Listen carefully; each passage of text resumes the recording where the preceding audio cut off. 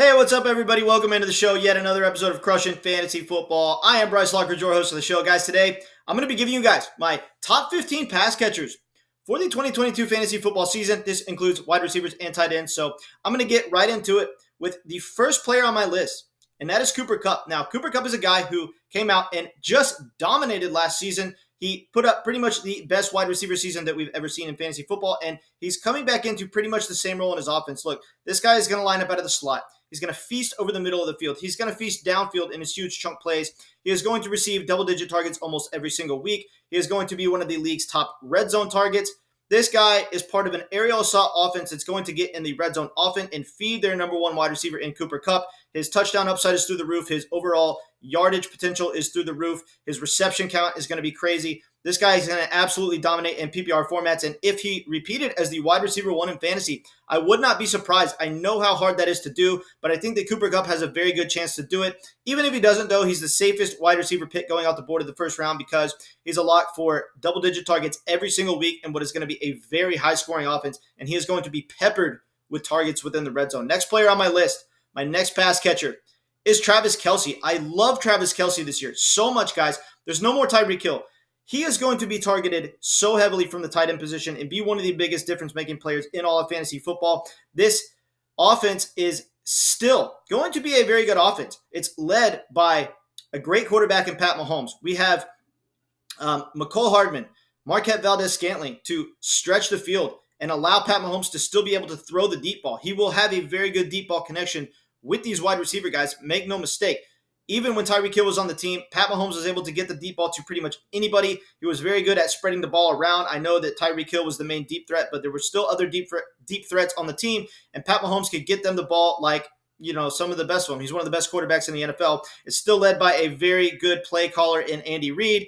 And so the overall efficiency of this offense is going to be good. And when this team gets in the red zone, Travis Kelce is going to be absolutely peppered with targets. Him and Juju Smith-Schuster are going to dominate the team's red zone target share percentage. This team loves to pass the ball more so than any other team when they get in the red zone. So I think that Travis Kelce is going to absolutely explode this year. Next player on my list is going to be Justin Jefferson. Now, this is a guy who is one of the best big play wide receivers in the league. His chunk playability is second to none. It's right up there with Tyreek Hill and JaMarr Chase.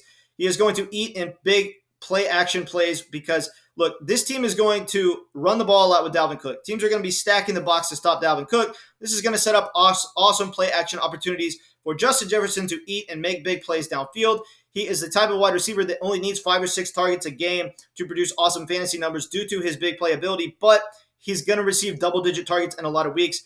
This is kind of a new phenomenon in the NFL. Field-stretching wide receivers that are able to make huge plays typically aren't targeted 10-plus times. This guy is the new age dominant wide receiver that's going to get 10-plus targets a game and provide you awesome big playability. I love Justin Jefferson as a pass catcher this year, and he should be the third pass catcher off the board. Next on my list is going to be Davante Adams. Now, this is a guy who led the league last year in overall target share percentage. He had a 32% target share on the Packers.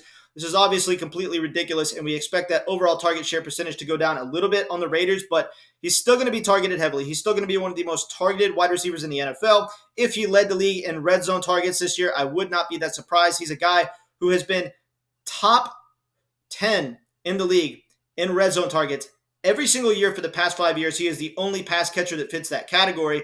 This is a guy who is going to get targeted heavily in the red zone, targeted heavily as far as his overall target share. He has some of the best big playability in the league. He has some of the best contested catchability in the league. And he still has a very good passing quarterback in Derek Carr to sling him the rock. Obviously, it's a quarterback downgrade from Aaron Rodgers, but Derek Carr will still be able to successfully get Davante Adams the ball on a very consistent basis. The touchdown upside is very high. The overall yardage upside is very high. The reception count is going to be through the roof. Davante Adams is one of the most talented wide receivers in the entire NFL, and he should be the fourth pass catcher off the board this year. Next player on my list is going to be JaMarr Chase. Now, this is a guy who has pretty much the highest weekly ceiling of any pass catcher, any wide receiver, really any player in the entire NFL on any given week. This is what makes JaMarr Chase so exciting, and this is why so many people are drafting him in the first round. This is a guy who could come out and get you 40-plus PPR points on any given week. He has insane big playability. And, it's going to be fun to watch this offense this year. We've got T. Higgins, Tyler Boyd, Joe Mixon, Joe Burrow. There are so many elite offensive weapons on this team, and it's going to be a very effective offensive unit. This is going to give JaMarr Chase freakish touchdown upside. That combined with his big play ability and ability to turn a 10-yard pass into a 70-yard touchdown pass to the house makes him one of the most interesting and exciting players to pick in fantasy football, and he should be the 5th pass catcher off the board. Next player on my list is going to be Darren Waller, Davante Adams' teammate. I love Darren Waller this year. I think that as long as he stays healthy, he's going to be one of the biggest difference-making players in all of fantasy football because, most tight ends don't get you any points, right? And Darren Waller can come out on any given week and give you 25-plus PPR points. He is going to receive a very healthy target share on this team, even with Davante Adams. And what Davante Adams is going to do is he's going to help take some pressure off of Darren Waller. Teams have treated Darren Waller like a wide receiver his entire career because he's 6'6", 250 pounds, and he's basically a wide receiver playing the tight end position. And so teams game plan to stop Darren Waller. Now, the double teams are going to be all focused on Davante Adams. The opposing team's best corner is going to be focused on Davante Adams. This is going to leave Darren Waller open to absolutely feast. I love his upside this year. The touchdown upside is through the roof. The overall yardage upside is insane. I mean, this dude could legitimately have a very good chance to have over 1,300 receiving yards at the tight end position this year. That is absolutely insane, but it is a distinct possibility for Darren Waller. Look for him to be an absolute beast. Next player on my list is going to be Mark Andrews, the tight end one from last year. Look, this dude is going to be fed the rock like crazy. There is now no Marquise Brown, meaning more targets have been vacated, and look how much of a target hog he already was. I mean, with no true wide receiver one on this team, Mark Andrews is going to receive a ridiculous target share at the tight end position. I don't like his touchdown upside because I don't trust the overall efficiency of this offense, but volume is huge in fantasy, and he is going to get a ton of that. He's going to receive 10-plus targets in a lot of weeks at the tight end position, which is unheard of.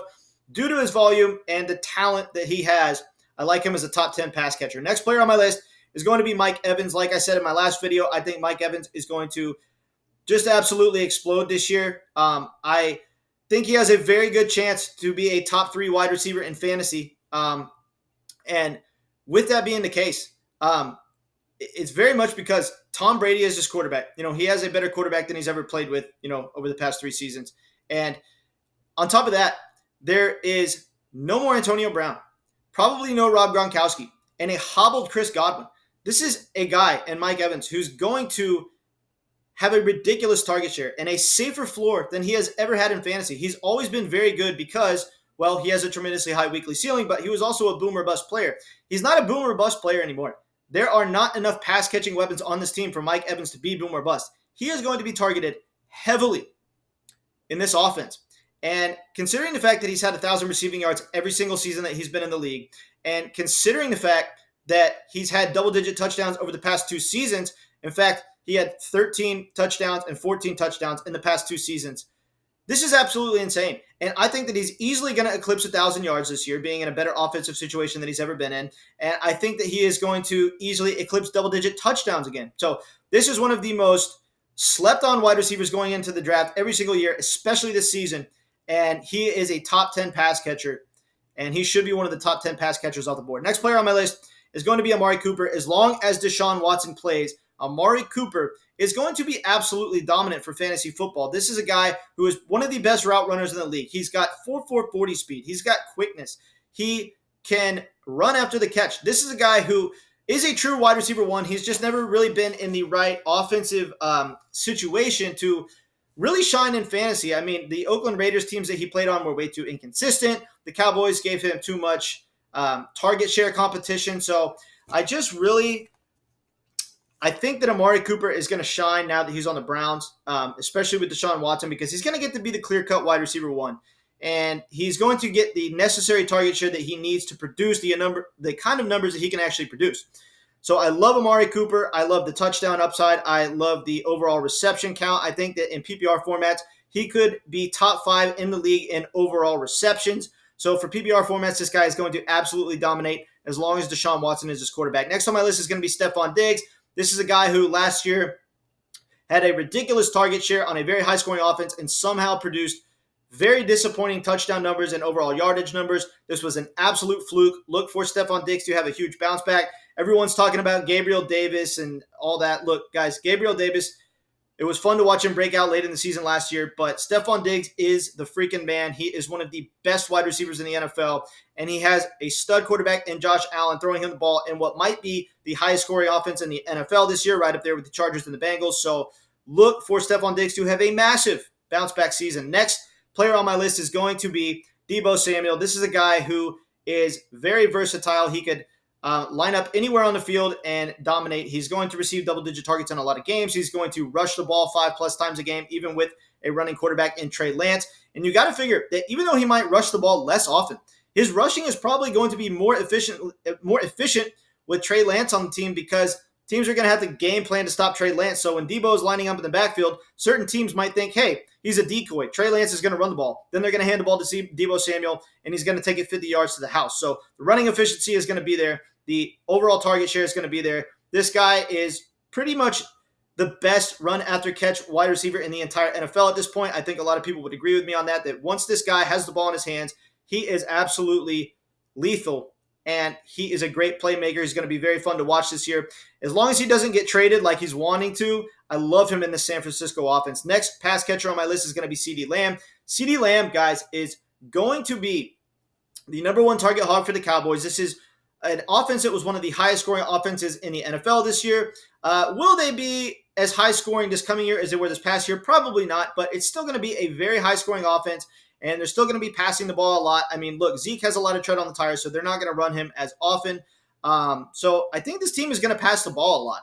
And with that being the case, CeeDee Lamb should have a ridiculous target share. Look for him to have a breakout season in his third year. I love the Michael Gallup draft value as well, just a side note, but I think that CeeDee Lamb is going to be very good in this offense. The touchdown upside is ridiculously high. Next player on my list, next pass catcher that I have is Keenan Allen. This is a guy who averaged almost 7 receptions per game last year.